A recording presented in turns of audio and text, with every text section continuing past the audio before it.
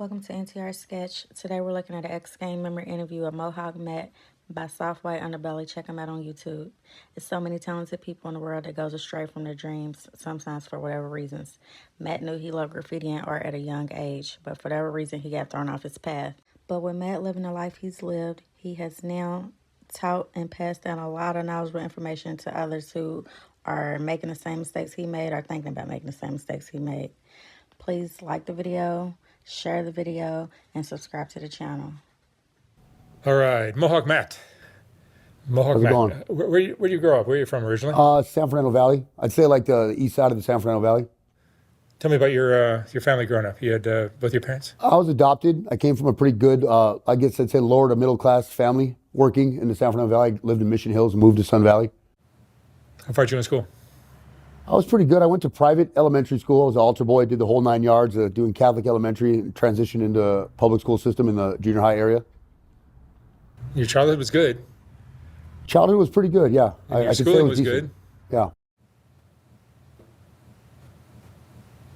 Tell me about your youth. You were into what kind of stuff? I was into sports. I played a lot of baseball, soccer. I was supposed to have played professional baseball, but later on you'll hear I chose a night of drugs over losing some scholarships in baseball. But I found graffiti at a really young age. Graffiti in the San Fernando Valley in the early 90s and late 80s was humongous, and I got fully involved in it as a kid. And that eventually led you to gangs? Eventually, throughout the 90s, the progression in the streets of LA where most of these tagging crews joined gangs, I unfortunately fell into that myself, yeah. You got a couple tattoos too. Oh, I'm completely covered in tattoos. I've removed them to put new ones on, removed them again, yeah. You done some prison time? I've done a significant, about 19 years in prison. Wow. Yeah. So you had a future as an athlete. Yes. What happened? What happened? Well, as my growing up, I grew up, as the graffiti moved into street gangs, one of my bester friends back when I was younger, Chubbs, he convinced me one night after not trying any drugs at all. I'm talking, I didn't smoke marijuana, never had a beer, excuse me. Never tried even a cigarette. I tried crack cocaine one night out of the blue at 21 years of age. It was an immediate, within 1 year's time, I lost every single freaking thing I owned. I lost my scholarships. I lost every chance. My college was blown. Crack cocaine just took me for a whirlwind. How long did that last? It lasted a few years, and in order to get off of crack cocaine, I made the wise choice of injecting crystal meth, and that's a whole nother ballgame. Yeah, crystal meth can do that. But I was able, unfortunately, I don't know what's going on around here, but I was able to do real crystal meth and real amphetamine speed. Nowadays, there's so much stuff in these drugs that you don't know what you're getting from 1 hour to the next. So you're not Mexican. You're not black. You're No, I'm a white boy. I grew up with Mexicans. That's part of my story, and I always make sure it's known. I'm one of those white boys, one of four in a neighborhood of all Mexicans that grew up with them, and I love them just like myself. What kind of gangs were you in? I was from a street gang that was predominantly Mexican. It wasn't technically Mexican at the time. I mean, it wasn't technically like, I guess you'd say Southsider at the time, but it evolved into that over the years. And then in prison? When I went to prison, I made the extremely smart choice for myself, but unwise on a gang aspect choice to stay with my own race. And that caused a lot of turmoil in my neighborhood at home as they progressed into the more south side angle of a gang, and I stayed with my race. So the gang story in prison is very different than on the streets. A lot of people don't understand that, but just because you're from a street gang doesn't always necessarily mean you're going to be involved in that clique in prison. I'm white, and I didn't know my ass from a hole in the wall. When I went to the county jail in the 90s, I remember one white guy asking me one question that sticks with me to this day. He said, "What race are you?" And I said, "I'm white." Well, that's where my journey began. I went that way. I had no idea what was going on when you go to the county jail. And if you know anything about the county jail in the early 90s, it was a very scary and a very dangerous place to be. And you were in prison for what? Numerous things. My first time was, I think, criminal threats and some shoplifting, assault and battery. My last term was 2 counts of criminal threats, felony vandalism, a kidnapping, and home invasion. Yeah. But you straightened out your life. Yeah, when I got out of prison, I had to beat a drug addiction pretty gnarly. Took me a while getting out of prison. I paroled in 2013. I want to say for about 5 years I was lost. I was strung out on drugs in my mom's house, destroyed my mother's $1 million home that she moved to from the valley to Santa Clarita. I mean, I gutted a $1 million home in the process of trying to get myself back to normal. Because I came home from prison, unlike the military, with way more PTSD than I ever did in the military. What kind of stuff did you see in prison? I am one of those dudes that doesn't like to talk too much about prison. I tell some stories, a couple things that I've gone through. One of the worst things I can honestly say, that I don't think I've admitted this on camera, but I saw a kid's head get cut off. I saw 2 inmates, due to a racial situation, attack this one kid repeatedly over and over until his head fell off. And it was right in front of me. And in prison, if you know, when they hit those alarms, you have to lay down on the ground. And I'm prone out on the ground in a yard 20 feet from me. These 2 skinheads are attacking this other inmate because he chose the wrong racial affiliation. And I can still, when I close my eyes, you can see it. Like, this is stuff you can never unsee. I don't care who you are, what you've been through. When you go to some of these places in prisons, it's extremely scary. If you're the toughest of the tough, I tell you, you're full of shit, because these places make every grown gangster scared. And I remember these 2 inmates just stabbing this kid so many times, his head finally fell off, and they kick his head. And when someone dies, especially when there's that much blood loss, there's so much blood that these kids were slipping in the blood. They were covered in blood. The blood starts to coagulate and get hard. Mind you, the cops have not responded because they're horrified at what they saw also. Cops are known for getting stuck, frozen in fear too. That this scene went on for about 20 minutes until finally the kids stopped, threw the knives down, and they sat there and they said, come on. I'll never forget the look. I can close my eyes and see it. The one kid sat there and said, come get me, I'm done. Close my eyes and see it.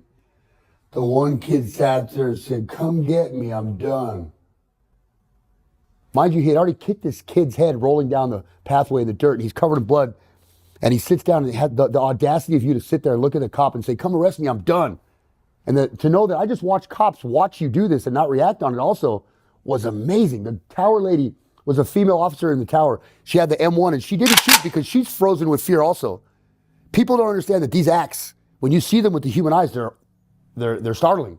They freeze you. And I was, me laying down was scared too. And mind you, this is a situation that now took 24 hours of our day because, excuse me, this situation now turns into a crime scene. Local police out in the Calipatria area of Imperial up by San Bernardino past there, they bring cops in. This is now a crime scene.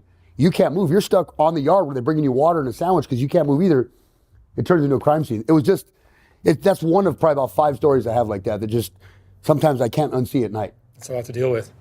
It is, yeah. Were you ever living on the streets? To me, I have to be honest with you. To me, living on the streets was me and my SUV Lincoln parked in my mom's driveway. She kicked me out, but kicked out to me was living in the driveway in a Lincoln SUV. You know, I had to beg to shower.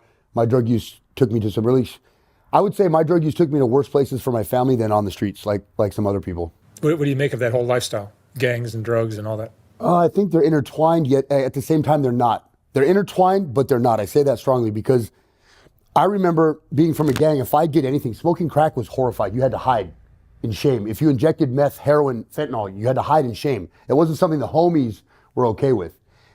Let alone the behavior you see outside here and everywhere else around you building in America, this open drug use that you see, like in the day, my people you probably would have got beat up for that.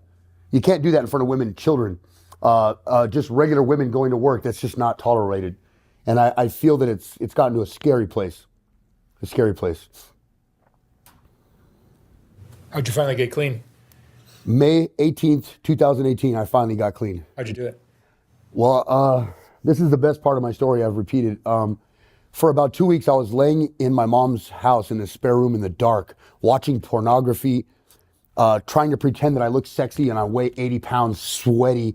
Mind you, I've started to go bald, so I'm growing my hair and I look like a monster. My hair's not shaven, I'm not shaven, I'm sweaty, I'm wearing a wife beater that's 4 sizes too big, it's size extra large, and it's hanging off me. I've been doing meth and heroin back and forth.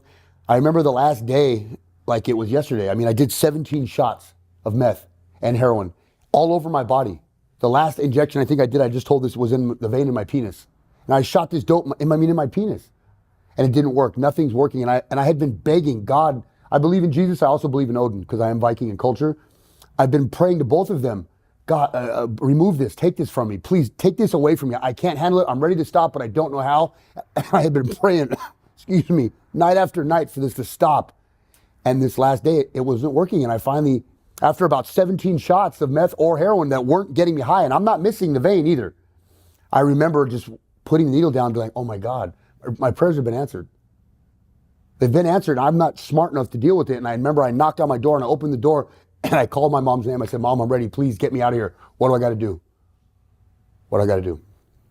I tell people this, you can't get sober for your neighbor, for your mom. You can't even do it for your kids. You have to be at a place where you are spiritually and mentally broke. When you are at that bottom looking up, that's probably the only time you're going to realize it's time to change. And I was willing to do anything. If you told me to mop your toilet out 17 times a day, give me the mop. Whatever you said for me to do, Mark, whatever you needed me to do at that moment, I would have done it just to stay off those drugs and away from them, because I was done. It's the hardest thing you've ever done? I've been to prison, a level 4 yard. I've been in the U.S. Navy as a fireman. I have been in street gangs. I've been shot at, stabbed, jumped. Yes, that was definitely the hardest thing. I'd rather fight 6 Crips again before I have to get sober. It was the heroin that was the hardest part? No. Funny enough, I tell people this a lot. I got off of heroin extremely easier than I got off of that meth. Meth kicked my ass. I had the same symptoms coming off that meth as people out here do on heroin. Yeah. Really? Yep. What do you think of the whole culture now of what's going on in LA? The gangs, the homeless, the whole thing, drugs. Gangs, I've noticed, are starting to full circle. They're starting to come back. I'm watching the news a lot lately, and I notice gangs are coming back, which is scary because in the 90s when I grew up, gangs were way different, way more active, way more violent, and it looks like it's going back to that. The drug culture. I'm an addict myself, and I say this as lightly as I can. I'm not okay with them being allowed to do drugs everywhere on the streets. You're setting the wrong message. The cops. I'm not against the cops. I'm also not for them. I try to stay out of their way so they can do their job.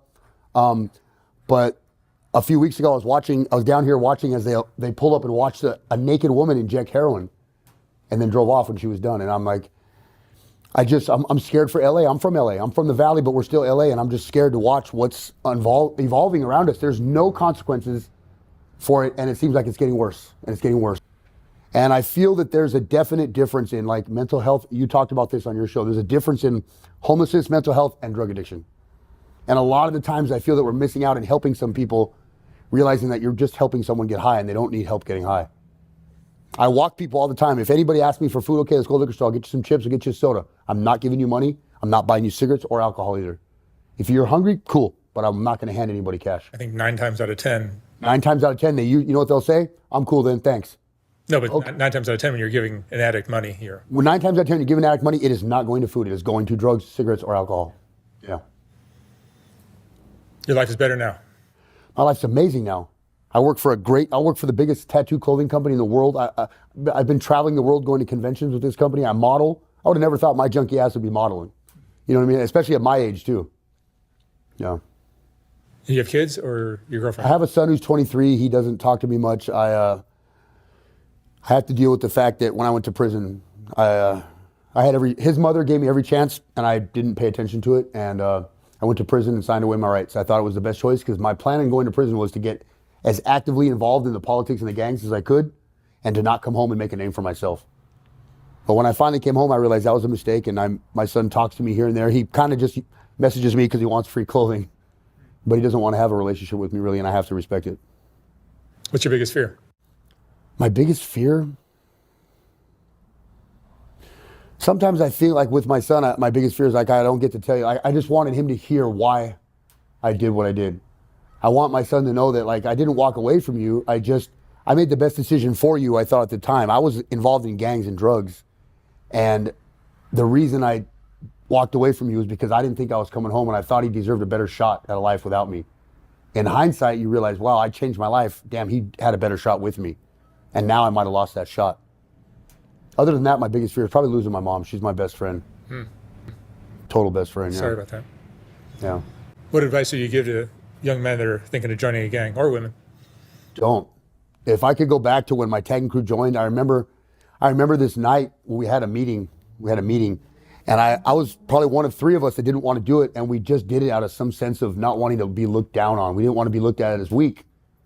But if I could do it again, I would do it again. No disrespect to my homeboys, because I still love my homeboys in my neighborhood in Sun Valley, but that choice, whether it be racially or whether it be just in a broader choice, it was bad. I was into graffiti and artwork and stuff like that. I wasn't really, the gang thing wasn't me. I adapted to it well, but yet at the same time, it's not really me. I was more into art and music. And I mean, I was a gothic, picture this, a gothic punk rock cholo who plays first base baseball.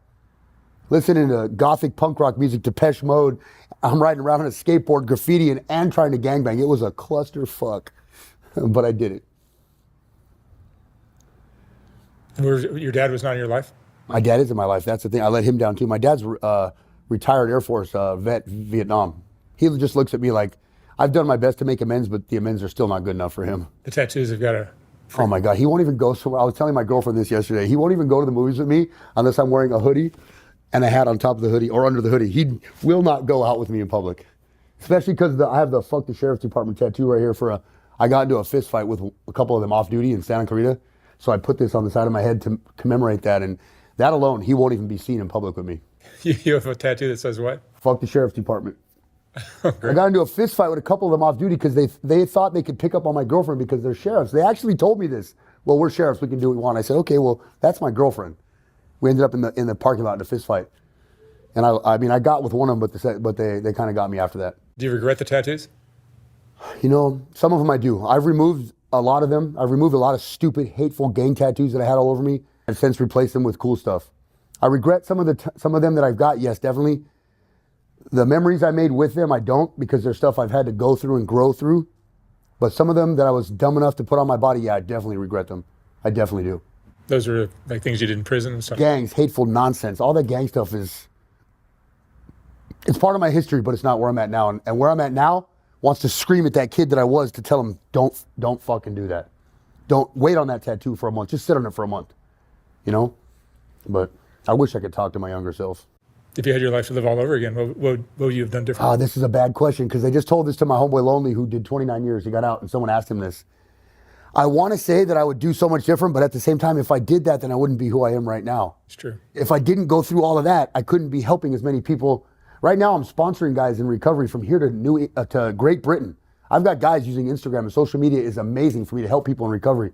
But if I wasn't or didn't go through that, I couldn't do what I'm doing now. I would have if I just got the job and sold cars or went to school to be a lawyer, I probably would have been a great lawyer, but I wouldn't be able to touch as many people I believe as I touch now. Yeah. What's your biggest regret? Not finishing college, not staying in my son's life, I think. But I have a second chance. I got a girlfriend with 2 kids that are amazing little kids, and right now I'm getting a second chance by proxy to relive that. Are you happier now than you've ever been? I could say, yeah, I'm happier now than I've ever been, yeah. Yeah. Yeah, where I'm at with my girlfriend, with my parents, with my mother, with my company, I'm totally happier now than I've ever been, yeah. How old are you? I'm 45. I'm about to be 46 in April. Matt, what would you say is the most important lesson you've learned in your life? Most important lesson, I would say follow your heart. Your brain, your dick might necessarily lead you wrong, but your heart usually will lead you down the right way. And even if you make a mistake following your heart, it's something you can probably easily fix. But if you listen to your brain sometimes, I think, or your dick, you're probably going to make a bad decision. Yeah. That's great. All right, Matt. Thank you so much for sharing your story. Thank you for having me. It was a pleasure. Good luck with everything. Thank you.